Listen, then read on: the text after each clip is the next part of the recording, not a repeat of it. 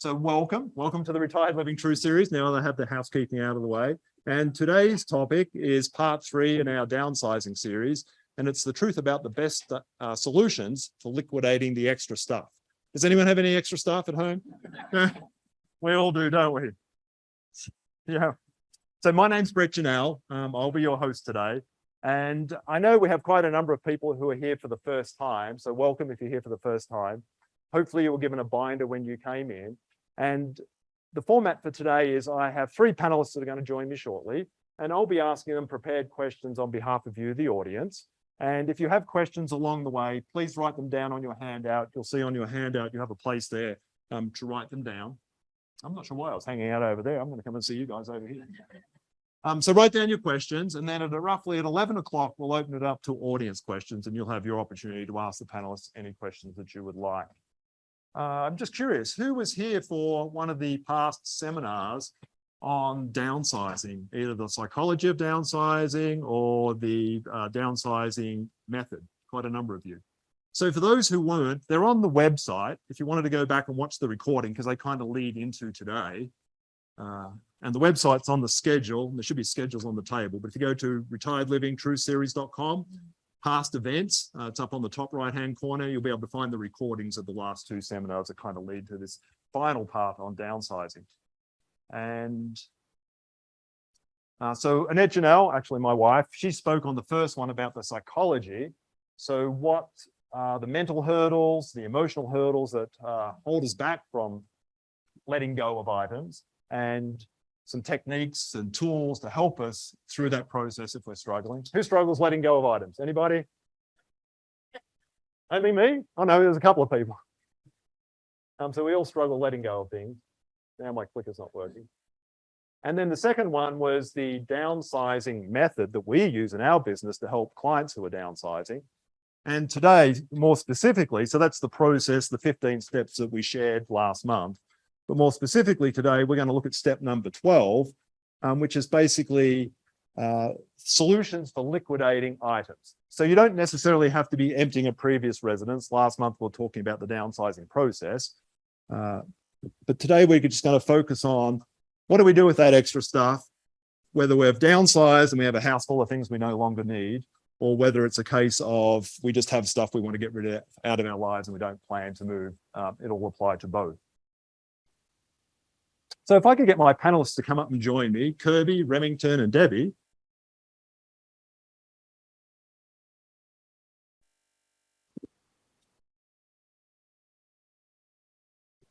I'm going to come over and visit with you people again.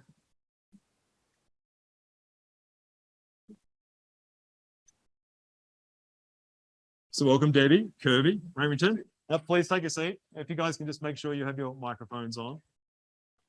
All right. And I'm going to start with you, Debbie. If you could introduce who you are and why you might be here today to the audience. My name is Debbie Cox. I'm the owner of Chaos Estate Liquidations. I'm also a professional organizer that helps people go through their stuff and try to downsize a little bit. And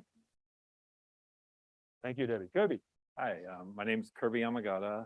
If you can hear me. I am the co-owner with my brother Paul of High Sierra Estate Liquidation. And I've been doing it for a couple of years. And before that, I had Not Just Furniture store in Moana for about 8 years. So thank you. Hi, my name is Remington Rock. I'm the owner of Consign Furniture. We consign furnishings for the community, and I've been in business for 14 years. Hey, so welcome everybody. Great to have you all you. here. So I'd just like to start off by asking you, maybe Debbie. So when we refer a client or a client we're working with that's in the downsizing process, and when you come into their home, what are you looking at to determine whether or not it makes sense to do an estate sale? so I like to meet with the client and look at the home and see if there's enough items to hold an estate sale. Is there enough value in the items that you are leaving behind, or have you taken everything out and just left me, one little room with just a few things in it? We look to see if there's any pet damage on items, because if a cat, dogs are not too bad, but cats seem to scratch and tear up items and nobody wants those. So it's looking for the quality of items, the quantity of items, to get me into value, to make sure it's going to be worth what for us to come to bring a crew in and hold the estate sale. And then also, depending on the time, your time frame. you may need some tweaks and so, if we coordinate time. Great, thank you, Debbie.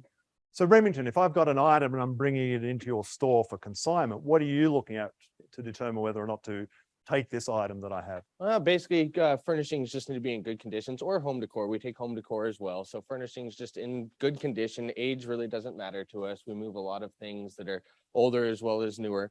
So just good condition, quality things. No chips in glass. No real gouges in wood. No tears in furniture, and no smoking in the home is a major one for us. So no smoking. No The smoking. smoker that- Unfortunately, we cannot take anything from smoking. And why is that? Out of- It just, unfortunately, it brings the smell into, it's hard to get rid of the smell. And so unfortunately, it brings it into the store and kind of saturates all the other things. And most people don't really buy things that have been coming from smoking home, unfortunately. So And is that pretty much typical of all consignment stores? I would. pretty much typical of all consignment stores, yes. And do those people who smoke who bring their stuff in realize that it smells of smoke? A lot of them do not. No. So yeah, sometimes we do have to let them know the hard truth about Yeah, it. So yeah. yes. Okay. And then Kirby, for you, what are you looking at when you come in and look at a client's home in terms of whether or not this makes sense? for Yeah, your I mean, the client? same things as Debbie says, but of course, if it's the smoker's home, we don't want to do it. If it's got bug or any kind of infestation, we don't want to deal with that kind of a sale. But just the value of all this stuff, want to make sure it's got a good mix of things that people will buy and probably make us about a certain amount. Usually we try to around the $5,000 level. If we see about that much value, we think it's worth it. So $5,000 worth. Yeah. So that Get nice some- dining table I bought for $5,000. That wouldn't. Is that the $5,000? No, that. I add up all what I paid for everything. It would Okay, I got be- $50,000 worth of stuff I paid for. Can you get me now $50,000? Is that kind of how it works? No, definitely not. Definitely not. It wouldn't be the customer deciding, it would be me looking at the value of what I think it would sell for. And how does your value typically compare to what I have in mind? Mine is way lower. Yours is Every- way lower. Everyone thinks their stuff is treasures and it's Do never, you all think your stuff is worth more than it probably is? I know I do. Yeah, once you're attached to it. human nature. Yes. Yeah, okay. So just talking about that then, so you said $5,000, Debbie, is that kind of similar? You're looking at Yeah. what you think the gross amount would be from the sale of it, Mhm. what Yeah. you can sell it for, not what I think it's worth. Correct. Yep, so $5,000 and upwards. Okay. Yes.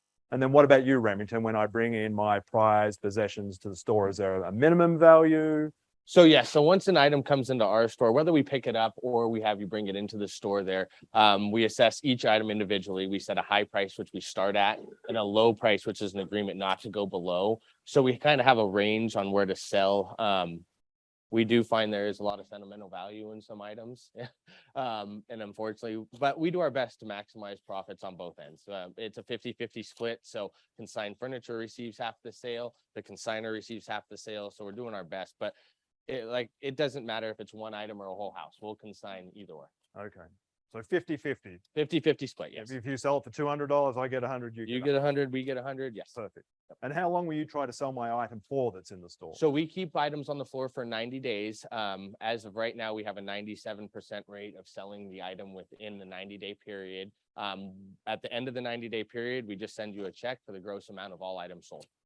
If I'm in that 3% and it didn't sell, what happens with my item? There's a couple different ways we can look at it. We can either bring it back to you, so you receive it back. We can donate it for you, and then you would receive the 501c3 donation slip for donation tax purposes. Or honestly, you can just throw your hands up, and at that point, and just say, I never want to see that piece again. Please get rid of it. And at that point, we will donate it to the community or people in need. Okay. So that $5,000 table I bring in, I paid $5,000. We start at $5,000. No. Huh. So generally, we try to do anything from 50 to 70% of retail pricing if it's within 10 years of Within 10. period. Yeah, if it's over 10 years, then we do have to do some research. There's a lot of fine furniture out there that is over 10 years old, antiques and such. So there's a lot of work that goes into figuring out price points. But again, we try to maximize on both ends, best for the consignor. And so we priced my $5,000 table at $2,500. 2,500. Yeah, generally, so Okay. yes. And no one's biting at it. So what happens next? No So- one's jumping all over it. So as I said before, when we do the high and the low price, usually the low price is 50% of the high price. So 50% of retail would be the high price. The low price would be 50% of the high price. So In that circumstance, we'd be looking at $12.50 for the low price, and then if we sold it for that, we'd split that. So, but we have anywhere in between those two price points, we will sell. It's like, ouch, I've gone from 5,000 to 2,500 to 1250. Now I get six, whatever. The Yeah. math is. So our stuff ain't worth what we thought it was. Okay. So jumping back to you, Kirby. Yeah. So how do the fees and that work as far as an estate sale? Just in general, what are we kind of looking at? We don't charge usually any fees. I don't Okay. do a setup or a clean out fee per se. The only fee I'll charge is if there's a lot of trash, I'll charge like a dumpster or a dump fee to take it all to the dump or something. But So I get the whole $5,000 from my table. no, we No? do a split. We'll end up doing a percentage split depending on what we come to an agreement with. Okay. Just vary. And what things would determine that split? Is it like, what goes into you determining? Yeah, and just how large of an estate, if we're Okay. spending, weeks and weeks out on a big property with acres of stuff, that's gonna be a smaller split for the customer and larger for us. But usually we just come to a deal just on the time frame that it's gonna take to do it all Okay, and work it out from there. that makes sense. So let me jump over to you, Debbie. Same question. How do the fees or the splits work? So we take a fee of we take an initial fee of a setup fee that it's essentially us going in to set up the property, get everything pulled out of the cupboards and the drawers on tables with tablecloths and get it set up so it makes it easy for the customer to come in and buy. So we do a setup fee that also covers advertising because some of my websites that I advertise on charge me. And then we take a percentage of the total sales. And if we are asked to do the clean out, then we charge a little bit additional to do the clean out. And if there is a dumpster involved, like a property we're working on right now, then that dumpster fee is on top because that would be regardless. Okay, But So- everything is spelled out on a contract. on a contract. So you both sound very similar, just slightly differently the way you're doing it. But at the end of the day, I'm sure it comes out very similar. And I'm just asking all these questions for your benefit. We work with these guys, so I already know the answers, but yeah. So how long does it take for one of these estate sales? Or, Debbie? All depends on the size of the property, as Kirby said. Some sales will take several days. It can be 2 weeks to set up. If it's got, if it's an acre or two and it's got a lot of buildings, like right now I'm doing a place that has a 2,000 square foot shop, 3 other outbuildings and a house.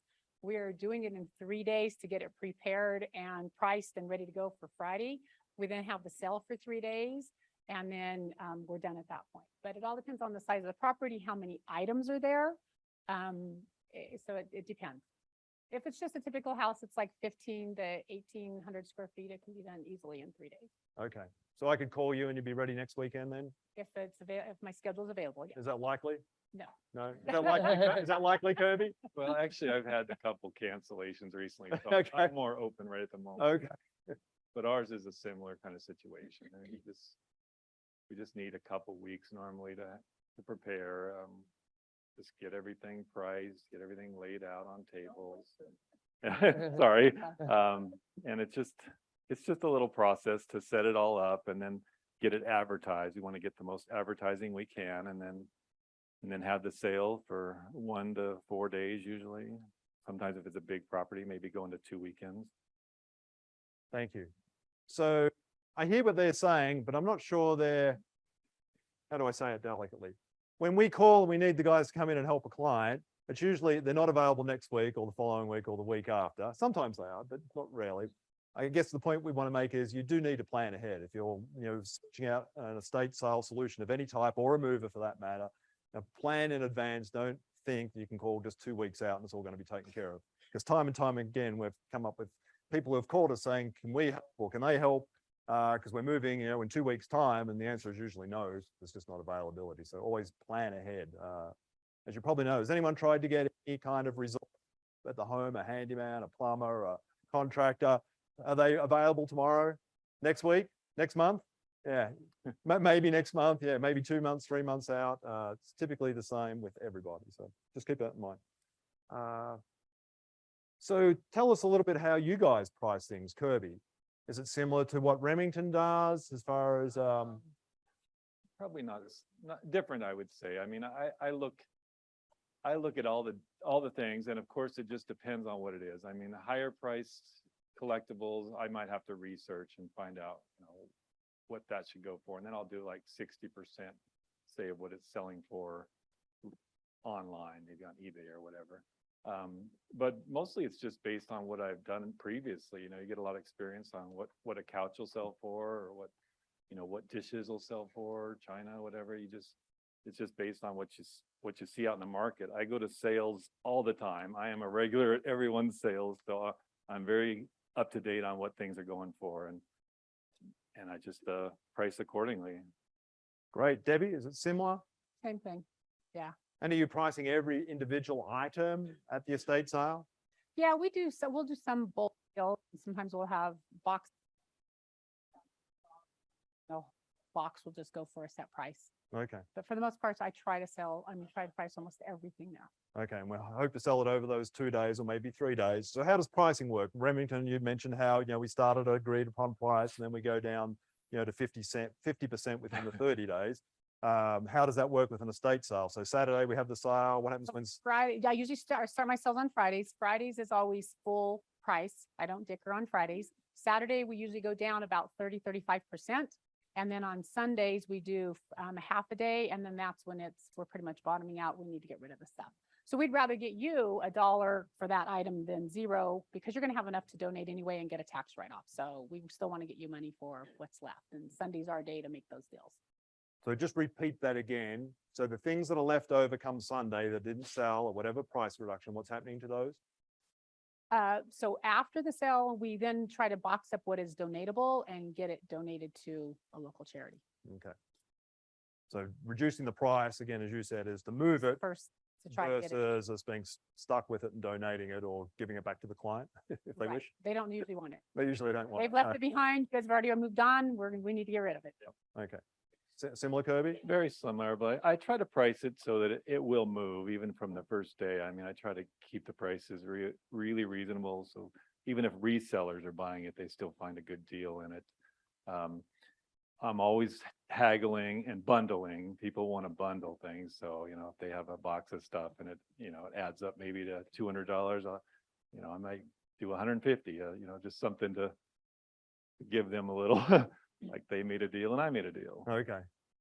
So I'll give it to you 150, but you're going to take this chair as well. Yeah. Okay. But and then at the end, we're dealing a lot at the last day, of course, trying to, if they're looking at it all, we're trying to make sure they don't walk away without it, whatever price almost. And then at the end, if there's something left, there's always going to be a percentage of things left. I have a guy that buys all the leftovers. Okay. Or one sum. Yep. Okay. Wonderful. Thank you for explaining that. And so tell us about hot items that do sell easily that we might have at home, and then the things that don't sell. Who'd like to take that first? Okay, Remington, you're looking over there, so it's you. Yeah, I can take it. Yep. So What would you love me to bring into the store today that you know will be gone by the end of the day? sectionals, living room furniture, dining room furniture sales. There are some things that unfortunately are becoming obsolete pieces of furniture, such as armoires. China hutches are a big one. Unfortunately, younger folks don't like to display china anymore. That's kind of a dying breed there. Can you repeat that? Just Just for anyone who missed it. Oh, they don't China hear hutches, yeah. China hutches, Oh. unfortunately, are no longer a viable piece of furniture that many people want to buy. Unfortunately, I'm not necessarily in that sector, but a lot of people, it's very hard to move China hutches. Armoires, TV armoires, unfortunately, any kind of entertainment centers are very difficult to move these days. Everybody's hanging their TVs on the walls. So yeah, there's not many armoires, or we still take them. It's just very hard to move. But what moves is just normal, sofas, dining room tables, dining room chairs, coffee tables, bedroom sets, nightstands, all that moves really well. It's just some pieces are becoming obsolete as time moves on. So if I'm sitting in the audience and I have something and the estate sale doesn't make sense because I don't have enough, but I have this item I know I want to try to sell. Yes. Do you come out and take a look at it? Do I load it on the pickup and bring it over to you? So work? first off, we like to see the photo of the item that you're looking to consign. So whether that means you can bring a photo into us, you can send it to us via text message or email, or you can get onto our website and the emails directly to us. At that point, there's a couple different options. We can have you bring it in free of charge. We'll do all the unloading on this side. So you just have to make sure you can get it into the truck and get it to us. Or we can dispatch our trucks out, as we do have our own pickup service. And that is a flat rate fee depending on where you live, but our guys will come out. Once we view an item, we do have to do an in-person inspection. Pictures are just justification to get us out to the place to view the piece in item or in person or at the store in person. So once we get there, or once you get to the store, we will view that piece. As long as everything checks out, we'll go ahead and move on with the consignment process. So what would be some typical reasons why you'd say, sorry, Brett, we're not able to take this part? Look great in the photo, but we're going to have to Breakage, again, smoking, animals, again, like Debbie said, I'll kind of piggyback off that. Dogs aren't a bad thing. Unfortunately, cat snags, we won't take anything that has massive cat snags. But gouges, if there's a table and, there's a nice gouge out of it, unfortunately, it's repairable, but we like to take as is and sell as is. We will clean things, touch them up, market them, put them on our floor, but no breakage is the main key. Okay, thank you. So Debbie, let me jump down to you. So what are the things that you love when you go into one of our clients' homes and you see it's like, okay, we're going to definitely be able to sell that? And then what are the other things they have that cause you kind of concerns like, okay, this is probably going to donation? The good things to sell: mid-century modern furniture, vintage items. There's a big hot market in Reno for vintage items, seasonal stuff. So right now it's all outdoor yard art and patio sets and plants, kind of outdoor plants. That's all hot right now, but seasonal, then move into the fall, you get into your holidays, Thanksgiving, Christmas. As they say, Christmas doesn't sell in July. Christmas sells in November, December. So patio sets don't sell in December when it's snowing out. They sell now in the summer. So definitely seasonal, things sell at that season. Things are difficult to move is oak furniture. Hate to say Can you it. speak up again, please? Yeah, oak furniture, things that are from the 70s that have the mauves and the blues and that kind of style. Too much floral in a sofa. Entertainment centers and armoires are difficult. China hutches, a lot of china. You guys spend a lot of money on your china, and the sets are worth $500,000. Not anymore. The younger generation, if they even eat off of a regular plate, we're happy. A lot of them literally use paper plate. So they're not the ones buying the set of china typically. And so China's hard to move. And then just everyday cups. A lot of people will go on vacation and buy a cup at every place they visited, and we will have cabinets full of cups. People don't really care you went to Alaska and got this cup because they didn't go to Alaska, so they don't care about your Alaska cup. Does that apply to spoons as well? I know someone who collects all the Yes. spoons. Yeah, Oh, They spoon. sell, they but sell spoons. a little bit, yeah. And so that beautiful china set that I paid $1,000, $2,000 for, what might you get for that at an estate sale these days? Maybe 100 or two, maybe Okay. a little bit more. So maybe 10%, 20%. Yeah, something like- and so a lot of people also go online and check replacements.com to see what your china is worth, because replacements.com is a place that you can send in one of your plates and then they will turn around and sell it. They charge a lot of money. The plate could be $50 if you're going to buy it from them. If you're going to sell it to them, they'll probably give you maybe $10 a plate, and you have to pack it up and ship it at your expense. And shipping is a lot more costly nowadays. So in the long run, when you're looking at a set of china that's, let's say, even 50 pieces, you need to really figure out how much you're going to make from that. The shipping alone is going to cancel out everything that you think you're going to sell it for, and the time it takes to do all that. Great information. Kirby, what do you love seeing that is just going to move different from Debbie? And what are we going to have to probably donate? People they come in for jewelry. They always Jewelry? ask about that. Even if it's costume jewelry, there's always jewelry buyers. Guys always ask about tools, tooling, any kind of power tools, air tools, hand tools, garden tools, guns, ammo. That's another guy thing. Fishing stuff. I'll write down a few here that of course, just everyday stuff. People come just looking for things they're going to use, forks, spoons, toilet paper, paper towels, Okay. weed killer, just everyday things. So those all sell. Yeah, because Okay, they're great. going to pay more at the store, so they're like trying to get a deal at a. If I can get a 3/4 Yeah. bottle of Roundup for a few bucks versus $30 down at Home Yeah, Depot. Yeah, that makes Exactly. sense. And what do we all have that's not going to sell?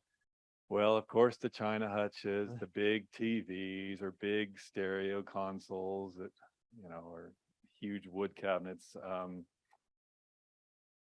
Your collection of VHS tapes, your magazines, TV guides. If you saved hundreds of newspapers, no one wants that. It doesn't go. Ceramic plates, if you have a collectible plate collection, you thought, oh, is this going to be a great thing for someone down the road? They don't want them anymore. They'll give you like $2 now for a plate. So So just following up from that, so when you have maybe furniture, the sofa that Remington can easily sell, but it didn't sell at the estate sale, what do you do then? Is that going to a donation? How do you handle that? An item that you thought was going to sell, but it didn't, because you've only got the 2 days. And if there weren't buyers in the market for those 2 days, I'm sure there must be things that sometimes don't sell that you would expect. What happens there? Do you work with Remington? Do you do something else with it? How does that work? Debbie? Yeah, I donate it. I usually take it to Remington. Okay. Because, I'm still trying to get the client money for it. So if it's a good piece of furniture and I think it's going to sell, we have to remember that when we do a sale, like we will start advertising and try to get a good 5 days of advertising in from the time that we've now got the whole house staged, take the pictures. I advertise on 5 different websites. I have over 2,000 people on a list that follow me. So, and then it's a matter of who's walking in that door and then some of the drive-by traffic that stop in. So I only have a sale for 3 days. I have 3 days to sell it. Maybe, somebody isn't looking for that sofa when they come in. So if it's in good shape, I take it to Consign Furniture where he has 3 months to sell it. Okay. So that way they're not missing out on trying to get money for that, some of that furniture, because he can sell it. I just couldn't sell it in the 3 days that I had to sell it. Perfect. Kirby, same, different? a little different. Bigger things, I try to get them advertised even weeks before the sale. If you have a hot tub, a pool table, some vehicles, something like that, I'll try to get that up and listed way ahead of time, and it might sell before the sale. Sure. A good percentage of the time, And if it doesn't? and if it doesn't, I'm marking it down, of course, up to the last moment, and even calling people that's expressed interest, but at a lower price, calling them even to deal. But otherwise, it is going probably to my leftover person that, Okay. at a way lower discount at the end.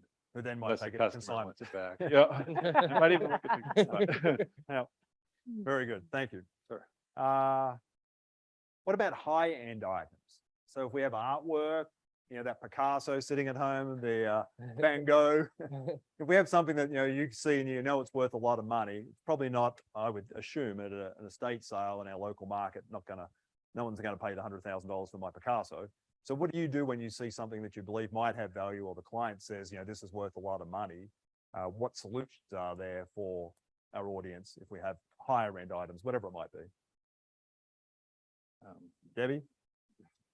High-end items are difficult Okay. because people at an estate sale are wanting the deal, and they know that thing may be worth $10,000, but they're not willing to pay that. Sure. So a lot of the higher end items I just try to put online. If it's artwork, I try to definitely sell it online and not, I'll try to sell it at the estate sale, but most of the time it goes online, Okay. like through an eBay or other sites. Okay. Thank you. Kirby? Yeah, if it really is truly a one of a kind type of thing, a rare piece, which a lot of people think they have, but it turns out to be a reproduction or Oh, really? something. It's not a Remington, it's Yeah. a 5th printing or whatever, a 5th casting of it. But if it's really something good, gold and silver, we might take it to a dealer. We send off a lot of scrap gold to a person in New York that gives us the highest price that we've found. Art, we might send it off to an auction house. My brother's got some connections with an auction place, and we'll even do some higher end coins or bronzes or artwork there. But a lot of time it is just getting it advertised early enough, getting the vehicle listed. So you get the whole audience of the whole state looking at it, or nearby states, so you can sell it sooner. Okay. Sale. Wonderful. So, yeah, and I know you guys have all been doing this for a long time. So you know the resources who to go to when you see something that's of value that you don't believe is going to sell in terms of, so I heard you online. So tell me about in-person versus online. Sounds like online makes sense sometimes for certain things. So how do you determine what makes more sense online versus in person, Kirby? Online, it is usually the higher dollar things that I'm selling online. The real small collectibles that maybe are thousands of dollars. I'll try to get those online personally, and then because at the sale they won't generate near as much. You will get nickel and dime down for that stuff.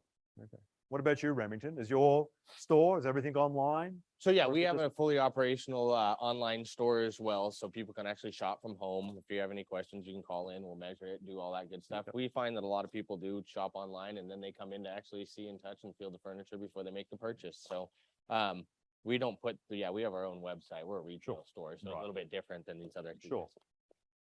So how often is someone coming out of area to buy something? Like, that's what I've been looking for, and it's at your store. We get people all from all over the state, to be honest. Not so much in the Reno store. We have a couple other stores up in Idaho as well. We have Right. people in the Idaho store that people travel from Montana and Wyoming to purchase things. So, Okay. but in Reno, they come from over. I think Winnemucca, Battle Mountain, we get people from as well. So, Right. Elko, some every once in a while. So what about questions a prospective client should ask each of you, or someone in your line of work before hiring you? What advice would you give us to make sure that we're well protected, that we're working with someone reputable? And I know you guys all are, but if we have someone else in mind and we don't know their track record and didn't get a reference, what questions should we be asking? What would you be looking for? Maybe start with you, Remington. Yeah, I would just make sure that you go over all their processes, understand their contract. If there's any weird things in contract, that you make sure you ask. Just educate yourself on the person before doing business with them. Everybody up here, we've been in business for a long time. Everybody up here is reputable. There's a lot of other people we've worked with in the past as well, but just make sure you do your research and you talk to the people and understand exactly what's going to happen to your things before letting them go. Right. Debbie, what would you say? I say the same thing. Yep. It's Kirby? Pretty much the same. I'd look at make sure you're looking at the fine print. I'd be worried if it's got a lot of fine print. If the contract is dozens of pages for just a small estate sale, that's probably a red flag right there. But look for fees and talk to them about what they're going to do at the end. Is it all going to be gone? If that's the way you want it, you're going to really get rid of everything. So is it important that there is an agreement, something in writing? Yeah, definitely for both of us. Yeah. I've had it both ways where the clients changes their mind because of something, and us too. We want to be protected. Okay, so it works both ways. Yeah. Okay, great advice. Make sure there's agreement in place. Mhm. So let's change gears a little bit. That covers the estate sale part for the most part. If you have questions about it, please write them down. And when we go to Q&A, you can ask whatever you would like. But I wanted to talk about those of us who, for whatever reason, it doesn't make sense to do consignment or an estate sale. What if we wanted to do a garage sale? Who's done a garage sale before? Anybody? Anyone done one recently in the last year or two? Did anyone try one during COVID? Oh, God. Probably didn't work very well. So we know, Annette and I and you guys here, garage sales have kind of changed. They used to work reasonably well back in the day, but maybe not so well now. So why would that be? Why are they not so successful? Why are there better solutions? Who would like to start? Debbie, you're looking at me. So garage sales, to me, I think it's a perceived value. Number one, it takes you longer. I won't do a garage sale because it's harder to get everything on a table. You got to pull the tables out of the garage. They're partway in the driveway. You've got to make room for everything. Moving furniture out into your garage, where a house, we come in, we stage the entire house. We use every surface that we can. We lock the doors, go home at night, back, unlock the doors. We're all set up. Garage sale, you got to pull everything out. The perceived value of what you have, you may have that $500 item, but if it's in a garage sale, people think it's worth almost nothing. People that come to garage sales, you have to be watching for the family that is distracting you, questions over here, why the other people are stealing stuff over here. And they want everything for 25 cents and 50 cents and $1. And I have no problem telling people, if you don't like some of the prices because something is more valuable, then go to the garage sale down the street, because they really want something for nothing. So, it's a lot of work to do a garage sale, and you don't make the money. So that's why I won't do a garage sale and pick a state sale over a garage sale anytime. So you're challenging my thought that if I didn't have to share part of the sale with you and I did a garage sale, I would make more money doing the garage sale.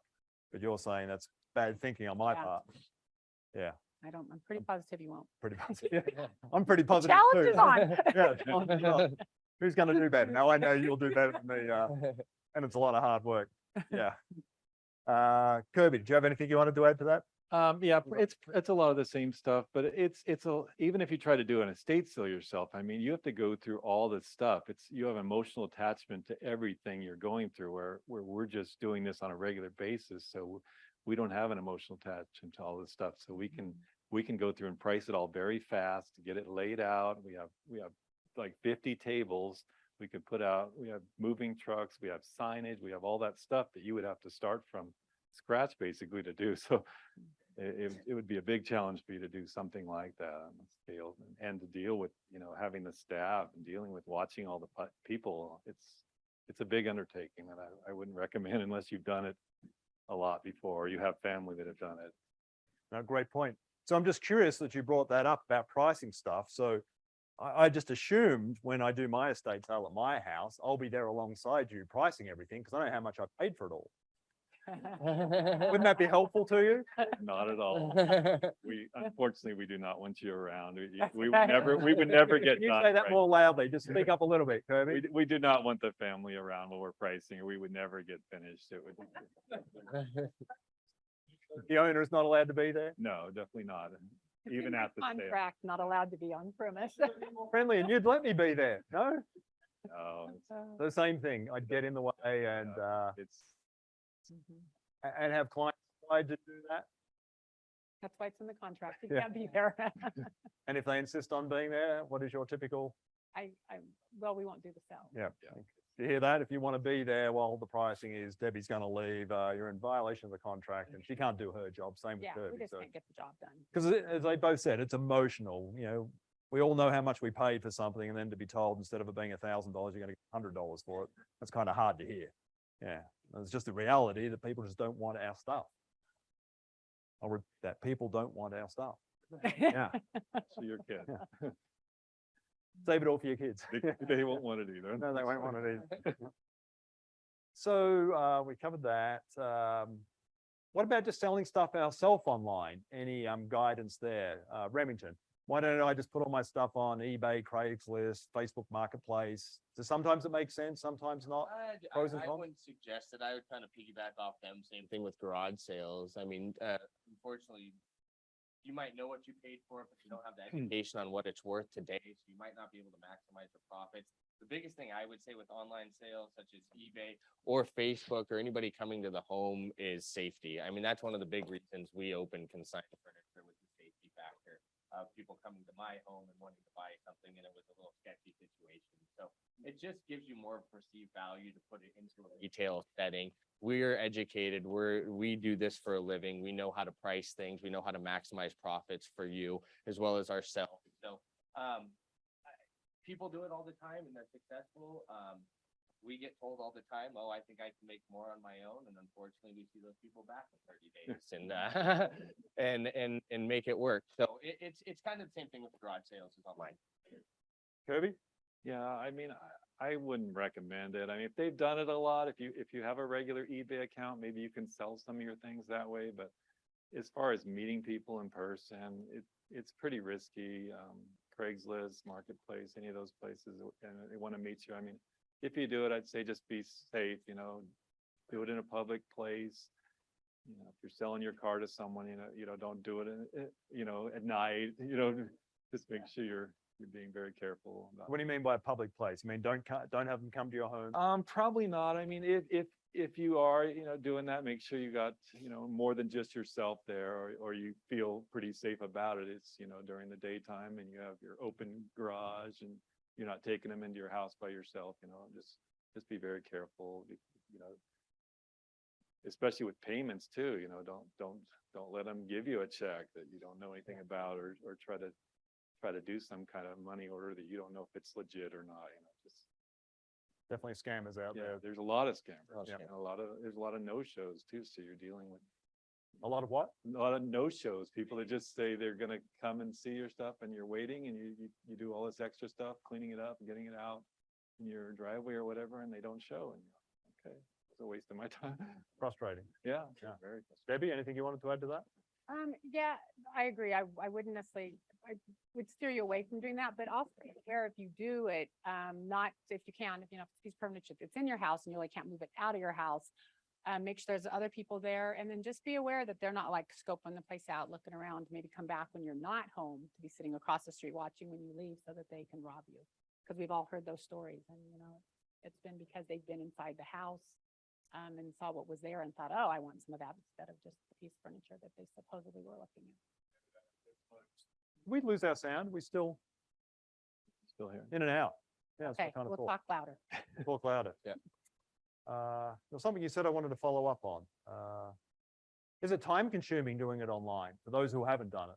And then I'm not trying to talk everybody out of it. If you've done it and you're successful at it, that's great because you know I've done it and it's done it. But is it time consuming? It is stuff time up online. consuming. I do a lot of eBay stuff, so it's very time consuming. I mean, you got to do lots of photos that have to be really nice quality, and then you got to do good descriptions. You got to research what is it selling for, not what people are asking, but what is it actually selling for? Because you want yours to be priced lower than other people's, or yours probably won't sell. And then you got to deal with the shipping, the packing, tracking it if it doesn't show up, maybe filing claims if it gets damaged, dealing with returns. I mean, it's a lot of, You know what it sounds like to me from your description? Sounds like another job, it Yeah. can be a job. Yeah. That could be a full-time. full-time job. People Yeah. do that full-time too. Yeah, It is. but if you love doing that, then Yeah. knock yourself out. It won't be me. So tell us about items that are perhaps better donated. So we have estate sale, we have donation. So what would be better donated than attempting to sell? And if we're here thinking maybe we're going to do an estate sale at some point in time, do we start getting rid of stuff now, or do we wait to talk to one of you if that's just the path we've decided to go down? So kind of two questions. So let me rephrase. We're going to do an estate sale at some point. Do we start getting rid of stuff in advance, or do we wait till we talk to you guys? Debbie? So I recommend no, don't get rid of anything in advance because we try to get you money for everything in the house, half used cleaning products, the coffee mugs that maybe somebody does want them, clothing doesn't sell great, but it still will sell some of it, not all of it. So all the little things that you think won't sell, I say leave there. What I want you to trash is the coffee cup that doesn't have the handle on it. I mean, all the truly broken stuff that's trash, a mirror that's cracked, something that's trash that no one else is going to want, but everything else leave. Because again, we're looking at quantity, not always just quality. We want both, but quantity can add up to be a lot. So like, especially like when you're looking at tools and stuff, I mean, you start figuring out all those hand tools and all the this and that. And, we make a bulk deal or something. We've got a lot of money for that bulk, where if you just took half of that away because you thought it was just, donating stuff, we can't get as much for you. Kirby, do you want to add anything to that? I mean, similar story there, but I get rid of all your papers. You don't want my tax records? I don't want all your paperwork, and neither does the customer. They don't want all the stuff you think. Magazines, get rid of all that and that kind of paperwork too. Open food, if there's a bunch of that, empty out your fridge. Yeah. But yeah, trash, just make sure it's actual trash, because you never, someone thinks it's a treasure if it truly isn't. If it's not trash, someone may think it is a treasure. But if it's ripped up stuff, if the cat's shredded your couch, try to get rid of that, because it is not going to sell. So we want all the damaged stuff out of the way beforehand, if it's upholstery especially. So I'm hearing loudly that I shouldn't be trying to donate, No. but you can probably sell it. And if you can't, you're going to take care of Yes, the why donation, do save that me if all we're that gonna time do it? running Yes. around trying to work out where to donate, correct? Yes. Okay. Yeah. So for those who didn't hear, they're going to take care of all the donations rather than you going from place to place. Is it easy to take stuff for donation to our local places? And we'll talk about that in just a moment. Do they all take all of our stuff? No. No. Would I have to probably go to multiple places, the multiple different things I have to try to donate? So you probably Yes. would have to go to And if I leave it to you to take care of, are you going to do all that on my behalf? Yep. Yep. Yeah. So yeah, you're just spending a whole lot of time. You should be out watching a movie, playing golf, kicking back, enjoying a martini or something. Let these guys do what they're good at. Donated, attempting to sell. So let's talk about local options for donation. So on the back of your handout, if you haven't already discovered, we listed out a lot of donation places, but what are some of your favorite places to take things for donation? And then secondly, what will they not take? If we are do-it-yourself kind of people, what will they not take? Remington. We donate a lot to the SPCA. I'm a huge animal person, so we donate a lot of our stuff. Unfortunately, though, we kind of know that right off the bat. We do everything on an individual basis. So we'll view items and let you know, unfortunately, we can't take this, or yes, we can. The only time we really deal with donation is when an item does not sell and it's gone through its contractual period. Right. So very minimal donations on our end. I have found, though, a lot of donation places since the whole COVID things happened have not been taking nearly the items they used to. Okay. Kirby. Yeah, a lot of thrift store drop-off locations have closed. Can you speak up, Kirby? I think we're having sound problems. You didn't get the handout? No, I don't think you got a handout, period. So we'll take care of that in a moment. If one of the staff could get a couple more handouts down here. Came off here. A lot of thrift store, they used to have drop-off locations in every mall, and now a lot of those have closed up. So it's just the main locations that are open most of the time now. And if you're trying to get them to pick up, it's usually many weeks out, maybe even month out for actual pickups. I personally donate a lot of my leftover stuff. If my buyer's busy, my leftover buyer, if he's busy, I'll donate myself to homeless on a lot of occasions. I'll just go there with my truck and let them take clothes, sleeping bags, food, just different things like that.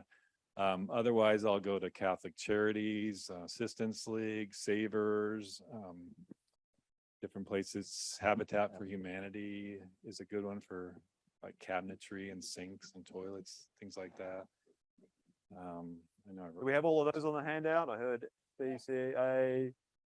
They're all there. You're checking them off. Thank you. Try to do more local ones. I mean, I'd avoid the big corporate. closer I don't to- do the corporate places like Goodwill and Salvation Army. I don't deal with them as much as I do Is there any reason for local that? ones. Just Just personal because preference or- personally, I feel like a lot of it's going more corporate wide, and executives or whatever. And I want it to go right to the community like some of these are doing. local Yeah. organizations, helping local people. local one location places. Debbie, any other ones? Same, Kirby, there's CAW for women, the Committee of Aid Against Abused Women for women's clothing and shoes and Say that kids one more stuff. time, what it's called? CAW, it's Committee Against Abused Women, I believe. What is it? To aid abused women, yeah. Committee to Aid Abused Women. I So don't think we have that on there. They're great to give to. I also, I know electronics, most places will not take electronics. So there's a place that takes all your electronics that they don't charge you. They pretty much just go through them and figure out what parts they can use and then get rid of the rest. But TVs are a big thing, we can't always sell TVs. TVs are getting so cheap that now if your TV is over 5 or 6 years old, if you're getting $20 is sometimes difficult depending on how large it is. You cannot donate TVs a lot of times unless it's within the last 3 years. And so you have to take those to a place that disposes them, which is Best Buy. Waste Management will take them, but they charge you per pound. So just know that TVs, and especially if they're really old TVs, and they charge you $45 to $50 per TV. Yeah. Mattresses too. That's Yeah. another one. Can't donate. Lifestyle Electronics, it's on Glendale. Everyone get that? Lifestyle Electronics on I think it's Glendale? actually Lifestyle Solutions Recycling. They changed the name, Lifestyle Solutions Recycling.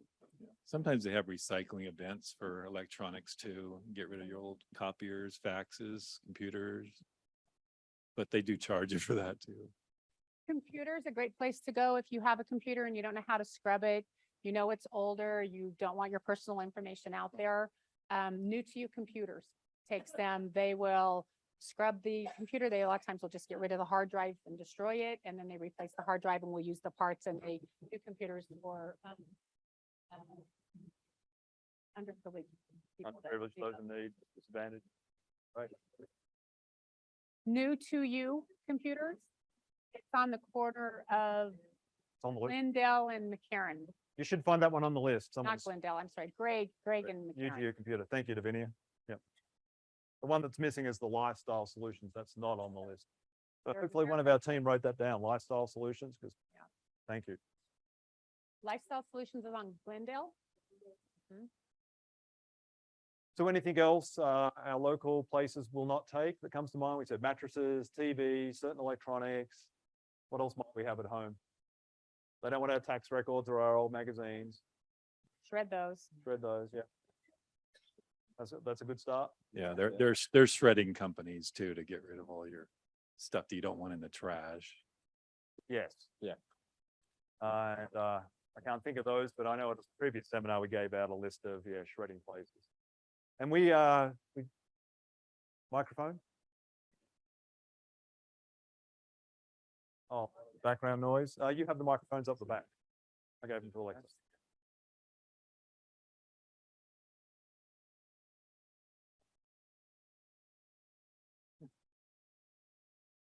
Just one moment. We're going to get Kirby a microphone. No, you're good, Kirby. Much fun. Guess I didn't test the technology sufficiently enough this morning. SBS. No, No. you get the pet. You give them They your have a- stuff and get a pet. Yeah, no, they have a store. They have a retail store. They sell stuff and all funds go to, yeah. Abandoned abused pets. Yeah. Yeah, exactly. They might give you one if you donate to them. You never know. You might have just come up with a great marketing campaign for.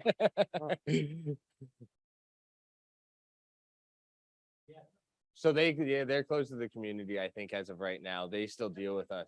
Yeah, there is a They're new one. on I'm there on. now. Yeah, they are. On there. But I don't know if the public can take things. They stopped taking things from the public as of COVID.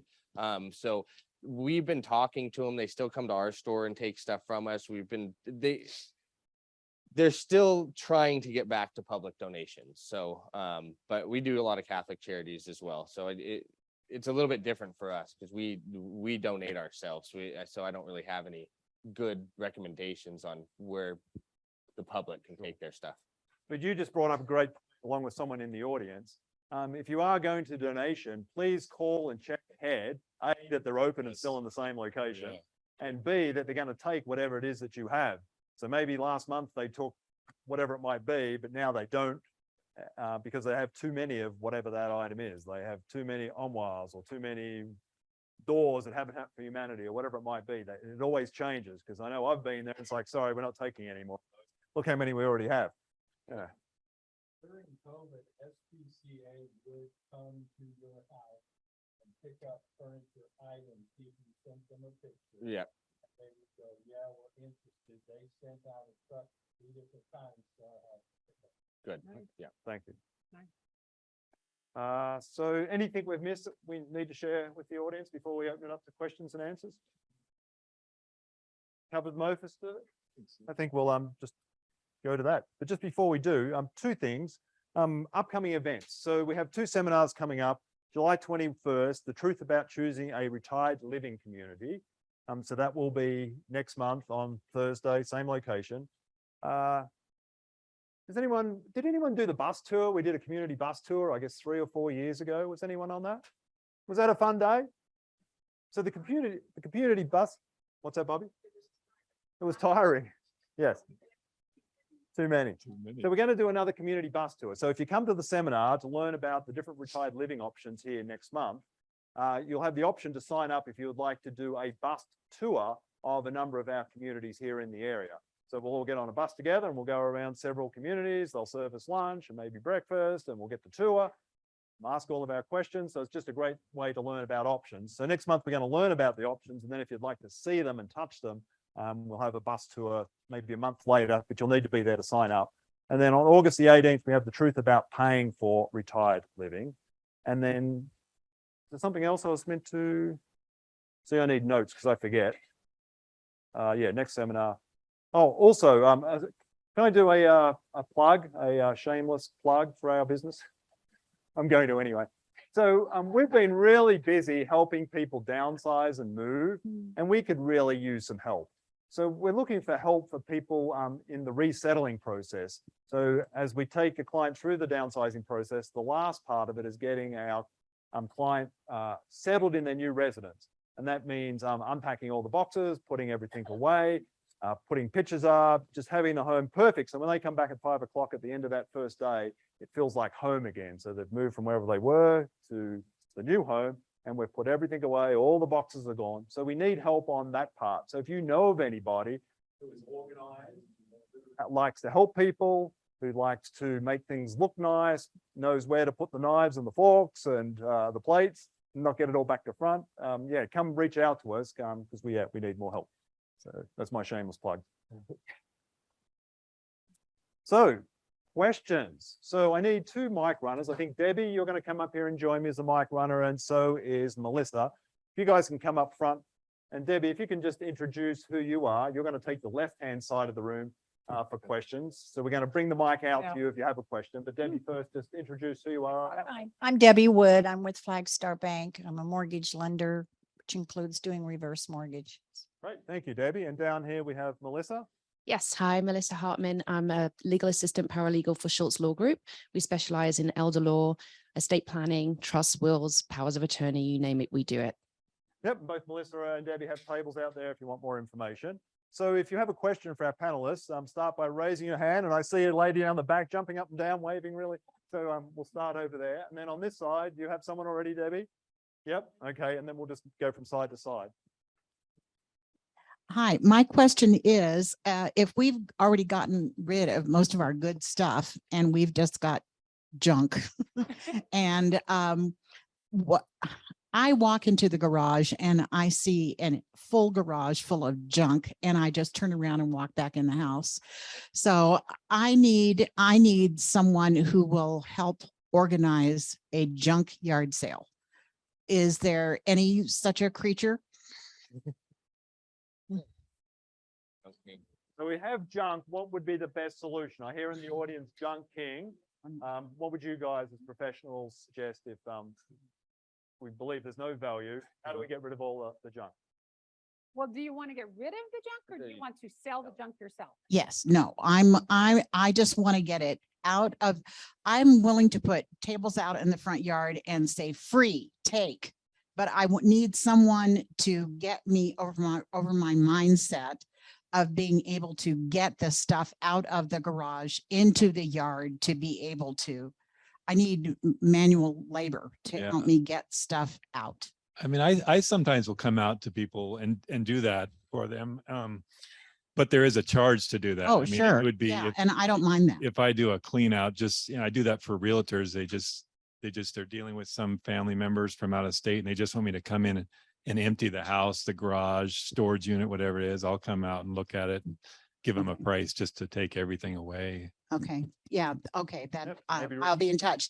And my other one question is, do you include psychological help for people in your programs I wish I did. to help them get rid of this stuff? I know it is I wish I did, but it's unfortunately not. That's really expensive. Priceless. That's But we do have a priceless. list of therapists.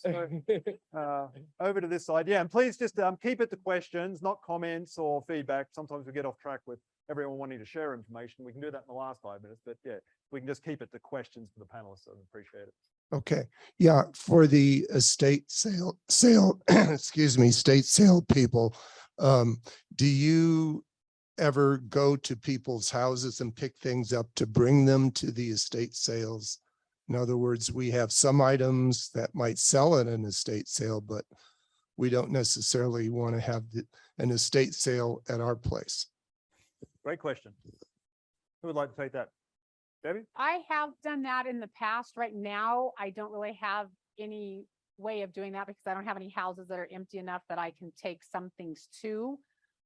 So currently I can. If you were looking in 3 months from now, might be available, but not right now. Yeah, I mean, sometimes we will take things from one estate sale to the next, and then we just have to mark them and separate them appropriately so we don't mix up funds. But sometimes I'll just come out and buy stuff from people because I'm a reseller on eBay anyway, so I'll buy a lot of things from people, and if they just have a few nice things, higher end things, Yeah, so they could send you a photo and you could Yeah, say yay or just nay. If you wanted to send buy Kathy a it right photo. outright. You could also send it to Remington and see if it makes sense in the consignment store would be another option. Great question. Over here. Nobody mentioned books. What about books? Oh. Silence, that's probably why no one mentioned books.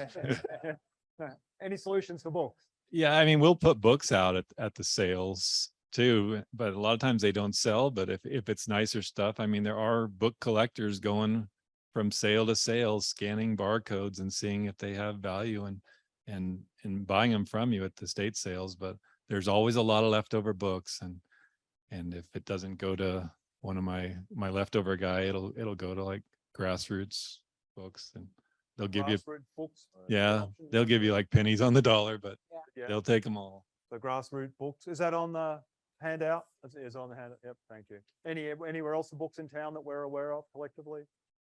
No, that's it? Okay. Great question. Over here, Debbie? Hand up down here, Melissa, when you get back. Okay, yep. There.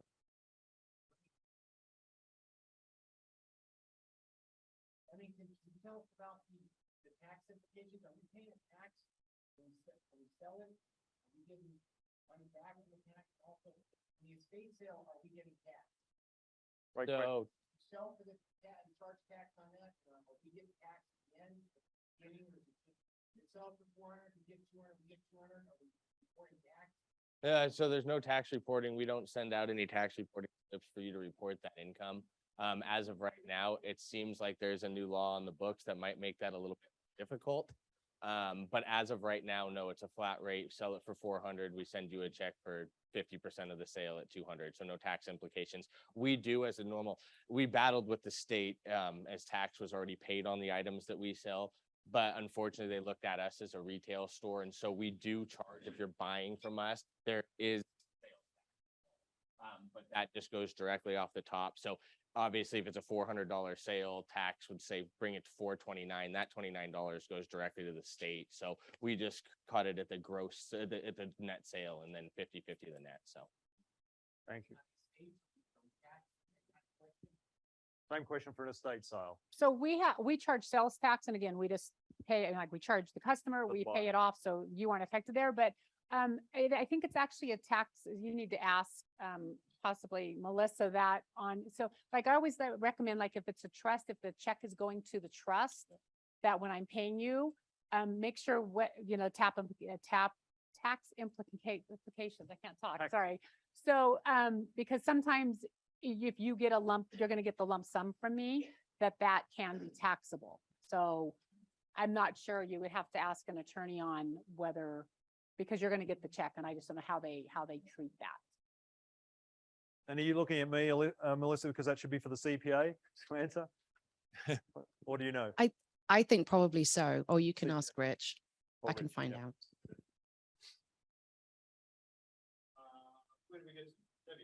Thank you. We got a working microphone again? Hello? Yes, we hear you loud and clear. I usually talk loud. This question is for Kirby. I happened to catch a little snippet where you said that you sometimes will drop off clothes to the homeless right Yeah, there. I will. I don't know if Okay, you I just, should. I wouldn't recommend you do it personally, but I do it a lot. Just well, I- I live on the west side of town, and occasionally I go down West 4th Street, and it's not as bad now.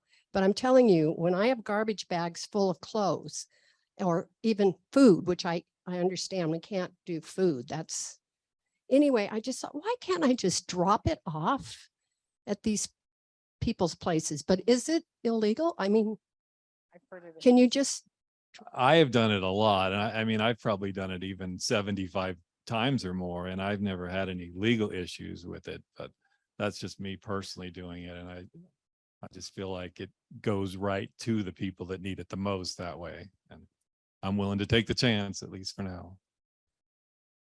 But we have been told that it is not legal to do that.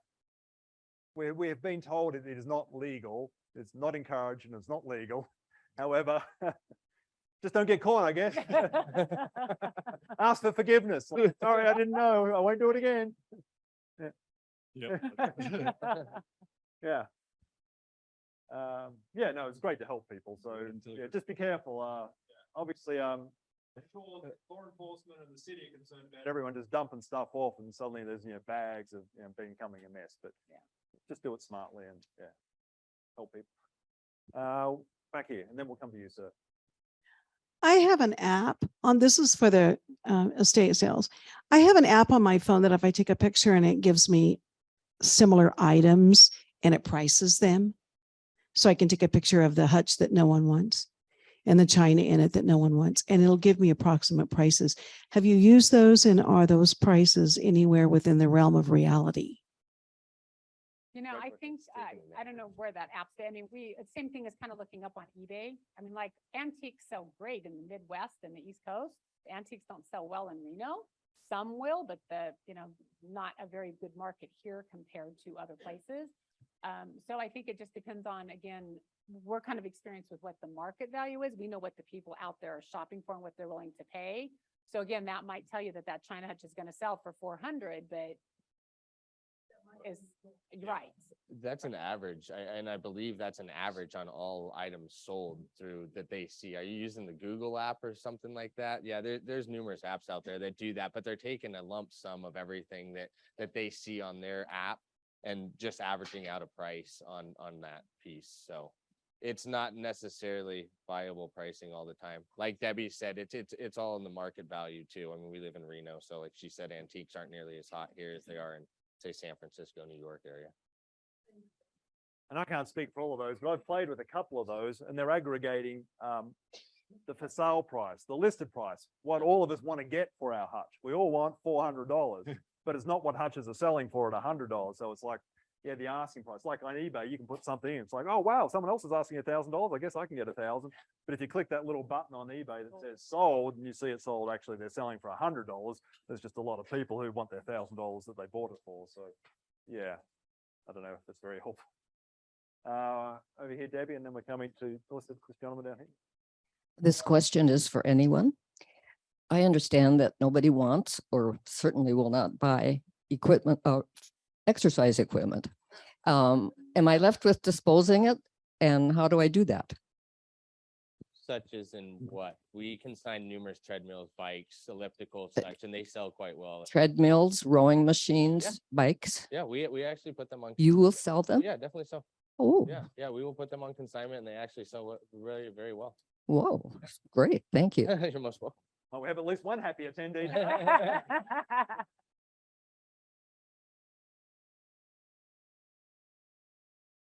My question is, situation coming up where downsizing, moving out of state, daughters come in, gone through the house and said, I want this, this, and this. The rest of it, I'm not interested in. I don't care. With us moving to downsize, we take the furniture pieces we want, that kind of thing. How do we get rid of everything else that we either won't fit, don't want, or going to replace, whatever? Is it better to have you come in? Will you come in with what's left? Or is it better? Is there a better, how to handle that? That's my question. What's the best way to handle that? Great question. Debbie, That's what we do as estate sales. We come in and do that. And so what the benefit for having an estate sale is, we will sell your silverware, your glasses, your half-used cleaning products, all that, where Remington just wants the furniture pieces and the artwork and that kind of thing. We'll come in and sell all the little stuff and get rid of all that little stuff. So yeah, that's when we come to have us come in, one of us come in and look at what you have and see what we can do to schedule that sale for you. Because and then like I have stuff, extra stuff that I told the lady or the gentleman over there that I can't take to another sale. But if your house isn't full enough, I have stuff from another house I can bring into yours to be able to sell. And I use an iPad to where I can have 20 people's stuff in there, and I just color code them, and then I have little buttons. And so I go home and print a button. It tells me how much I sold for you and for Ken and for everybody. And so it makes it real easy. But I can always help fill a house with what I already have sitting out there. So yeah. Great question. Here. Then Kenneth down here. Oh, one of you. Going to use another guy over there. Yes. Have any of you ever been faced with extremely valuable collections of small items such as watch collections or coin collections stamp collections, that sort of thing, any kind of expensive small items? Or do they, is there another outlet for them that these collectors know about? I'm always willing to look at collections of stuff that if it's got high dollar value, I'm there to to look at that stuff for sure. I'm available too. I accept donations. Yeah, coins, stamps. Yeah. I'll buy all that stuff a lot of the times. I'm a collector even of a lot of things. If you have, if you have stamps, coins, old currency, I like to buy a lot of that stuff myself, but I can also help find a buyer for it too. I've heard that stamps are not going for as Not much now. Is that, Kirby? Yeah.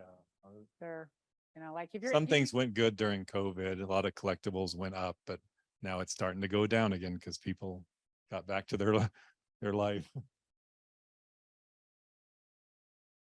Yes, Melissa, thank you. I had a stamp collection. It came to me in a manila envelope full of stamps that my mother had collected over the years. And I got rid of it by giving it to my brother. My question is, I missed what you said about books. Can you repeat if you have what you think are valuable books, can you repeat where I can get rid of them? So there are book collectors out there that, like Kirby said, they'll come in and scan the code on the back, or they'll look up the really old ones. Those book collectors are few and far between. So if you're just looking to get rid of a lot, grassroots books will come. If you have a lot, they'll come to your house, or they were going to houses and we'll pick them up, or you can take them there.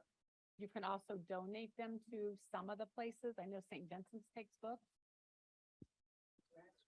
Debbie, can you try holding up your mic closer? I don't know whether your mic's not working, but I was having trouble hearing you on this side. Okay, now you can hear me? Yeah, I think it's cutting in and out. Yeah, and not all old books are worth a lot of money. Just because they're from the 1800s doesn't mean they're worth thousands of dollars. They may be worth $5. Where's Debbie? Back. Do you have someone, Debbie? Melissa, maybe you can come down to Kenneth. Come back to you, Debbie. Hi, this is actually kind of a two-part question. You mentioned your leftover buyer. Does that get included in our split? Yeah, that'll be included in the split. It's the last sum we'll end up getting. And Okay, and it's usually everything. It's even sometimes the trash. He'll Okay. just give me one price to take the No, rest. Got it. Okay, so that is included in. And the second thing is, what, if any, kind of documentation do we get at the end of the sale as to what happened with sale of particular items or anything? What do we get from you other than a check, if anything? So because I use an iPad system, so I have a printout. So I use categories. So I'll do a furniture, a jewelry, kitchen, garage, clothes. And so I put everything into those categories when I sell it. And so at the end of the sale, you will have a printout that shows you how many pieces of clothing, how many tools, that kind of thing.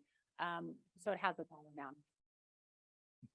Yeah, I've never done the actual breakdown of each type of thing. I just do a lump sum receipt of everything because we do so many bulk deals where people are just, how much for these 3 boxes of stuff that it would be too hard, I think, for me personally to try to break it all down. Well, in the And then bulk on yours- deal, when it's a bulk deal, Yeah, it's a. And then on yours, Debbie, though, I'm not going to find one specific item on. No, the you're timeline, not. It's going to be all, yeah. Which is probably better because then we're just going to be upset emotionally that it sold for so little. You don't Right. want to see that. You don't want to see Exactly. it. You don't want to see it. You don't You to just see want that. the bulk money in there. Did you have someone over here, Debbie? No hands up on this side. We have a couple more hands over this side. You can take that one, Melissa, and Debbie, grab the next. Thanks. Oh, sorry, we'll get a microphone to you in just a moment. I was wondering about a valuable wine collection or valuable whiskey collection. To have it evaluated and then, maybe liquidated. Boy, I haven't done any of that, and I don't have a liquor license, so I can't sell that. Sometimes I will just tell people you can buy the wine rack from me and you can keep the contents, but I haven't done thing like valuable liquors. I'll sell a little bit of alcohol here and there, and I've had somebody comment like, does she have a liquor license? You know what? It's in a private residence. But as far as having a collection, we might need to check into. Yeah, I've never. Because I would not be probably advertised to the public. We'd have to find a private buyer just so we don't get in trouble. So I hear we don't have a resource that we can Right. mention. No one we know at the Yeah. moment. We'd have to do some research. Debbie? What do you recommend to do with LPs, CDs, DVDs? 8 tracks. Pardon? 8 track. Yeah, 8 tracks. VCRs. Anybody? So LPs, depending on what they are, so like 70s, 80s are selling pretty well right now. 50s, 60s are not selling real well. Cassettes don't sell well. 8 tracks, there is a collector out there occasionally here and there because it's it's nostalgic, but LPs are actually selling again. People are going back to the record players and starting to use them all over. They like them better than just using, like better than streaming music. So a lot of people are buying the LPs. So where would I take them if I had a Oh, you just- collection? Any suggestions? There is recycled record store in Reno. It's down on Virginia Street. You do need to call and make an appointment to take your items in there. It's on Virginia. And you won't get You're near fine. what you, Huh? what you won't get near what you think you'll get. Yeah. Thank you. That's great. I wasn't aware of that. So Recycle Records, Yeah. Virginia. We had another, microphone just behind. Okay. Nobody's mentioned the important thing for a man. That's the tool collection, the large and the small, the electrical, the hammers, everything. And some people have hobbies where they actually have shops, large equipment, tools, lathes, the heavy things. That all sells. We both kind of touched Same on it. thing. Yeah, Just present it and have it evaluated. sells well. Yeah, Yeah. they both mentioned that they. Yeah. Guys are always at the sales looking for the tools, whether it's Yeah. power equipment, air tools, hand tools. They all want it. Guys want tools. Debbie? Is there any market for doll collections? None at all. Okay. I've just had dolls at 3 sales in the last month and I can't sell them for anything really. No. Maybe collectible Barbies, but Yeah, Barbies, some of the Barbies that are collectibles, yeah, but not dolls. Over here? Hello, I'd like to thank 3 panelists today. I personally got a lot of good information. Question is, my wife collected Bradford plates in the 70s and 80s, cats, floral designs. Is there a market for that? oh, unfortunately, collectible plates, they were made too many millions of them. Any of the ceramic plates, Bradford, Franklin mints, even Lennox, most of that stuff, it's hard to sell at all at sales. And if you do, you get maybe $2 a plate. Even with boxes and certificates, they just don't sell. Okay. The advertising, so say these will be worth money in the future. They did. Yeah. Yeah. And the last thing, a place that I've donated a lot of items is to the Women of Domestic Violence Yeah. on Vassar Street. So, We have that on Thank our you. list, women's domestic violence. Oh, it's the one we've mentioned? Okay. Thank you. Well, let me jump over to Debbie and then we'll come over to you. Oh, you're good? Let's go here and then down the front. Just quickly, I have some probably mid to high end case pieces, furniture that I've offered a few of the donation places to donate, and they want it in A1 condition. Are there resources for refinishers who can come out and get them up to snuff to where the donation people or consignment would take it? Oh yeah, definitely. I mean, there's plenty of refinishers out there. The easiest way I would suggest is just getting online and looking them up. But We've had numerous people go to different refinishers in town, different upholstery places to get that couch reupholstered so they can put on consignment. So yeah, there's plenty of resources out there. Off the top of my head, unfortunately, sir, I do not have an answer off the top of my head, but I would definitely do some research on that because there's plenty out there. So it sounds like it's financially viable then. Yeah, to yeah, get you it know, stored one and that comes to mind that I just had a customer use, it was called Elf Refinishing and Furniture Repair, and they took it out there and they refinished the tabletop for the gentleman, and he brought it in for consignment, and it all went well. Okay, good. So it was Elf Furniture Refinishing and Repair. Yes. Say that one more time, Remington spelling, E-L-F? ELF, yeah. E-L-F, elf, like the little elf. And there's numerous ones. I looked up on the internet just the other day and geez, there's probably 20, 25 Okay. popped up. So To go online. First off, thank you very much. It's been a really informative session. And having listened to what you have to say, I'm now assuming my pet rock collection is worthless. But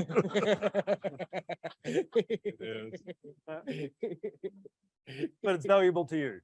That's all that matters. Over here, Melissa. Oh, sorry, Debbie, do you have someone down here? No? Oh, this gentleman, sorry. You're doing a way better job than I ever could say. Thank you, Melissa. Do either of you do any whole house buyouts? Oh, I've done that. I'll buy out.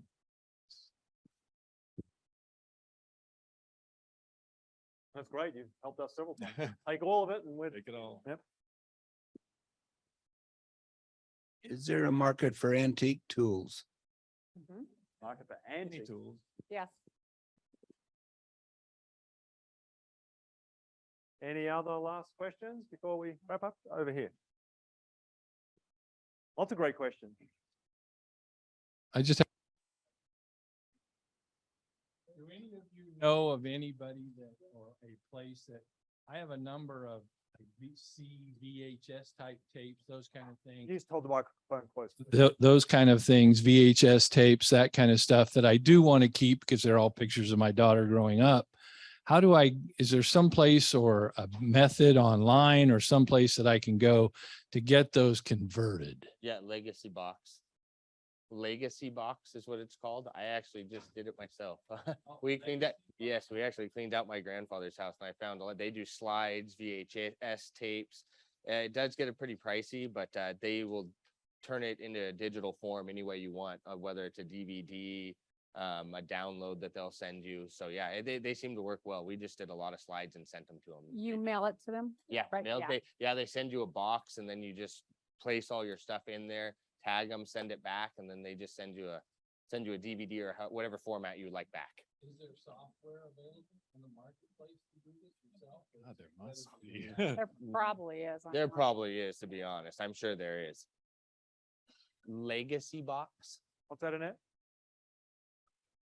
Well, what we did was slides. So you can buy like a slide scanner, a Kodak slide scanner of all your different 35 mil, whatever slides, and do that yourself if you have the time. But digitizing video and that's kind of a more specialized. Yes, you can do that yourself as well. But now you're gonna have to buy some equipment. And by the time you do that and all the time it takes, and go to Legacy Box and send it, and then just enjoy what comes back first. Yeah. Unless you're really into technology and love playing with all that.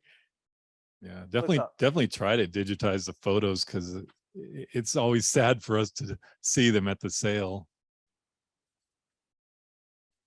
I have my father for years collected, I think from the Franklin Mint, these car miniatures, the wheels roll, they look very nice, but he didn't save any of the boxes. He did save the paperwork that came with them. I've got them wrapped up, about 100 of them in boxes.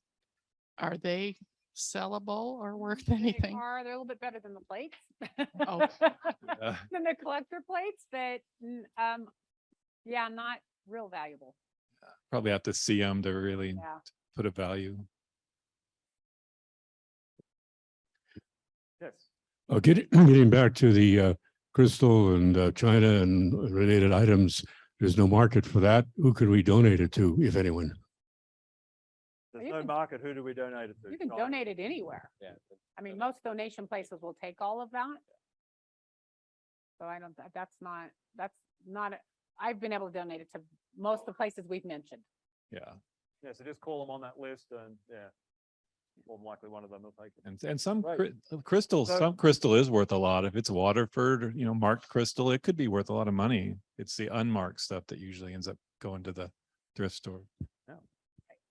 So lots of great questions. Just to respect everybody's time, it is 11:30. So I just wanted to thank you all for being here. Big thank you to our panelists for all the great information. Thank you all for coming. Thank you so much. Yes. Thank you, guys. Yeah, and thank you again for being here. Have an amazing rest of the day. Please complete your yellow evaluation form. If you want to attend the seminar next month, please check the box and we'll get you pre-registered for the next seminar. And yeah, we appreciate your feedback on the seminar forms and just turning those in. Thank you again.